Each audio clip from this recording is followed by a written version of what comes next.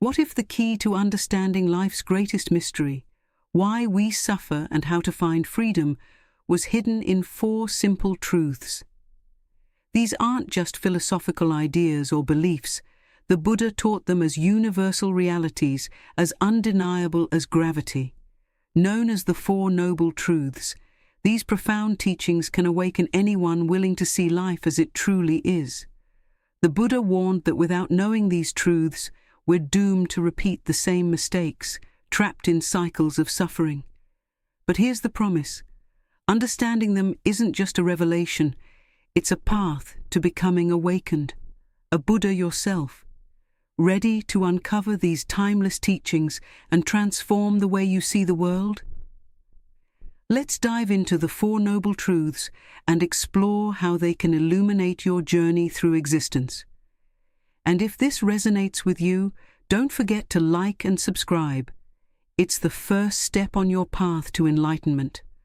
The first noble truth is that life is full of dukkha. Now, what is dukkha?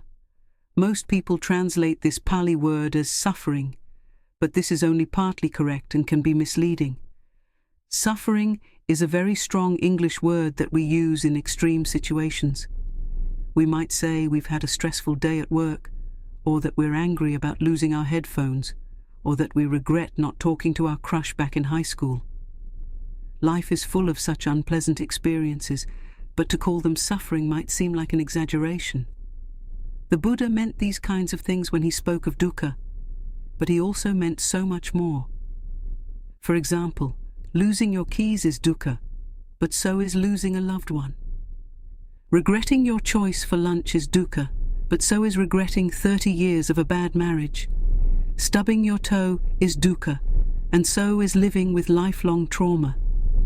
The point is, dukkha can be translated as suffering, but also as dissatisfaction, discomfort, stress, or unpleasantness.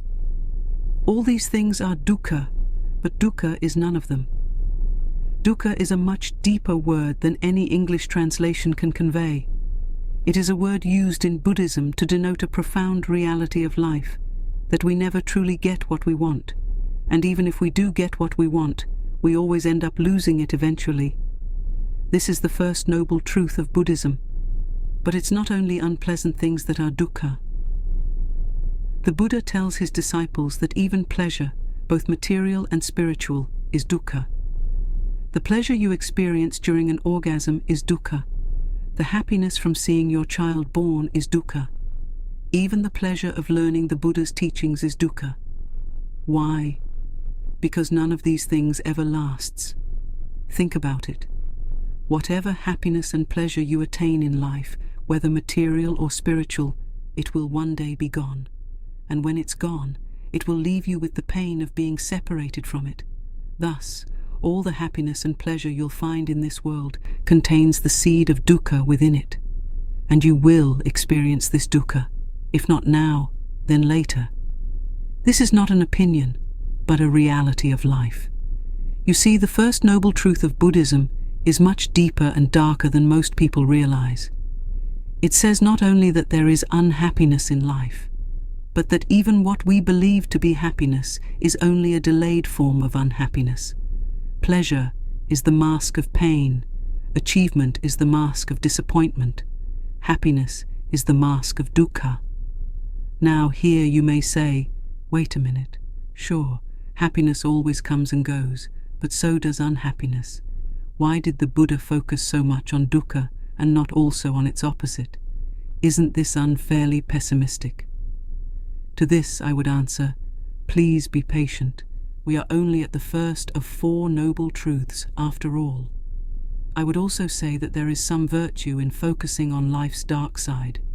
After all, dukkha is the universal problem facing all sentient beings at all times and places. In his great book What the Buddha Taught, Walpola Rahula writes, "One physician may gravely exaggerate an illness and give up hope altogether.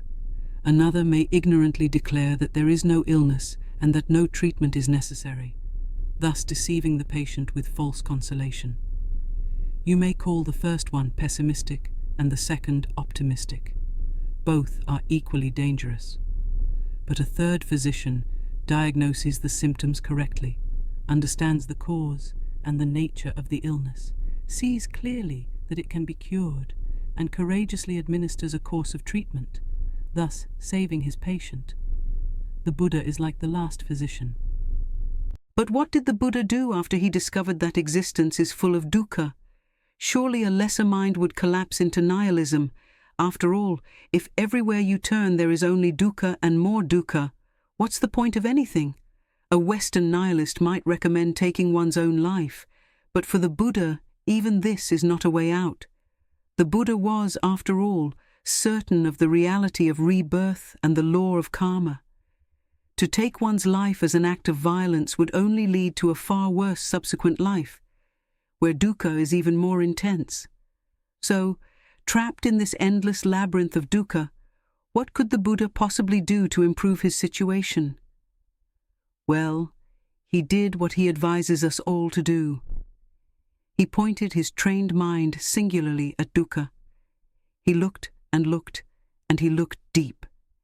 And there, right in the middle of dukkha, he discovered the second noble truth.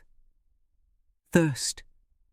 The second noble truth is that the cause and origin of dukkha is thirst. The Sanskrit word for thirst is trasna, and it's no coincidence the two words sound so much alike. Thirst actually derives from trasna, and both mean the same thing. So what did the Buddha mean by thirst, and why did he see it as the cause of dukkha? Well, think of all the bad experiences you've ever had, no matter how big or small. A breakup, a car accident, a failed exam, a funeral. No matter how different, these all have one thing in common. In each case, you wanted your experience to be different from what it actually was. This is thirst, the fundamental desire for reality to be different than it is. Now, pay attention. It's not thirst for the wrong things, but thirst itself that creates dukkha. A monk thirsts for enlightenment, a lover for his beloved.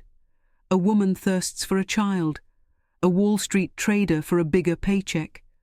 One person thirsts out of love, another out of hatred. The specifics don't matter. Thirst is always the origin of dukkha. Whatever we thirst for brings us dukkha because we don't have it.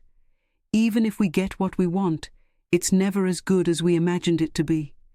Even if what we attain is as good as we imagined, even if it's better, still, it never lasts. The roads of desire are many and winding, but they all lead to the gates of dukkha, and it gets even worse. Thirst is an addiction. When our desires bring us dissatisfaction, we don't give up on them. On the contrary, we feel that only desiring and attaining yet other things can bring us lasting happiness. Of course, this never happens. Every desire comes with the promise of a better life, but desire is like the mythical monster Hydra. Cut off one of its heads, and two more spring in its place. Every desire fuels yet more desire until we are all aflame in the fire of dukkha. In the fire sermon, the Buddha says to his disciples, "All is burning, monks, all is burning." Now, the Buddha distinguishes some desires as better than others. For example, the desire to become a better, more responsible person is more productive and less harmful than the desire for alcohol. But as one moves along the path of awakening, one must learn to detach from even one's spiritual ambitions. The amazing thing is that the Buddha designed his teaching in such a way that one needs to learn all of it through hard and long practice. And then, one should let go of it entirely. The Buddha expresses this in his famous simile of the raft. He describes his teaching as a raft you use to cross a dangerous river. But what should you do once you reach safely the distant shore? Do you take the raft with you and carry it around? Of course not. This would only make it harder for you to go further. It is the same way with the Dhamma, the teaching of the awakened one. At first, you must put great effort into learning it, and it will save you from a lot of suffering. But once you are advanced enough, It will only impede your progress to stay attached to teachings, concepts, and practices, even those taught by the Buddha. A frequent criticism of Buddhist doctrine is the following: if desire is so bad for you, why do you teach that we should strive to become better people, or even Buddhas? But with the simile of the raft, the Buddha shows us that desire can, paradoxically, help us along the spiritual path as well. One must start by following the practice, and one ends by letting go of the practice. But before we talk more about the end of practice, let us return to the first step. If the cause of dukkha is thirst, what happens when thirst ends? This is the third noble truth. When thirst ends, so does dukkha. This is called nirodha, the cessation of dukkha, the final peace, which can be realized only when the mind is freed from all thirst. But how can this be done? That brings us to the fourth noble truth. The fourth noble truth is the path to the cessation of dukkha, and this is called the Noble Eightfold Path. The Noble Eightfold Path is a system of practices that can extinguish the fires of desire and thirst. I'll cover this path in more detail in another video. Let me end by saying that the Four Noble Truths of the Buddha have stood the test of time. These teachings have inspired generations of Buddhists across the world, and the Four Noble Truths continue to be the foundation of Buddhism, influencing millions of lives today. Thank you for watching, and I hope you've learned something valuable from this video. Don't forget to like, comment, and subscribe.